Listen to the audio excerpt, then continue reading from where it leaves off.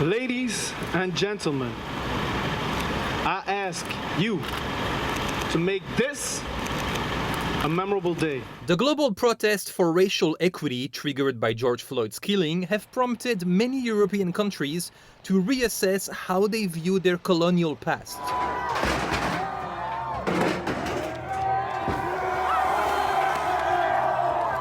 In Belgium, which colonized Congo for decades, calls are growing to remove all statues of King Leopold II and change street names bearing his name. The former ruler is blamed for the death and mutilation of millions of people there in the late 19th century. Having statues in public space that are of a person that has murdered over the 10 to 15 million people is already showing how we glorify, how we normalize racism in the Belgian context.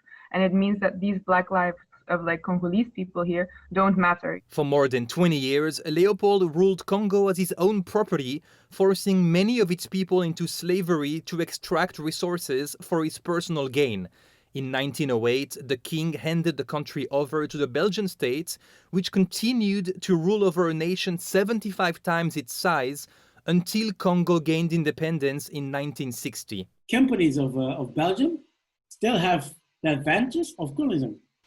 Big companies, banks, made a fortune. Tuesday marked the 60th anniversary of the Democratic Republic of Congo's independence from Belgium. In a letter to the DRC president, Belgium's current king expressed his deepest regrets for the acts of violence and cruelty the former colonial power inflicted on the Congolese people. The letter stopped short of an outright apology, but was the first acknowledgement by a reigning king of the brutal actions of the past. All the minerals of Congo and Burundi were sold under the market price to get wealth in Belgium. But people don't want to know. So yeah, it's not me, it's about it's my grandparents. Belgium has long grappled with its legacy in Africa. For decades, the country taught students it had brought civilization to Congo.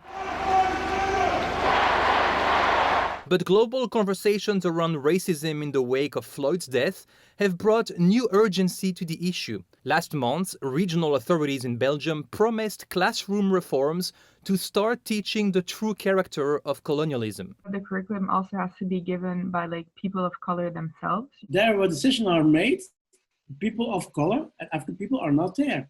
Former politician Wouter van Bellingen and activist Stephanie Collingwood-Williams say the nation is moving in the right direction, but they also want Belgium to root out institutionalized racism and discrimination against people of color. It's about how we together fight this, and how we make it better for not only ourselves, but future generations. For Newsy, I'm Ben Chamisso.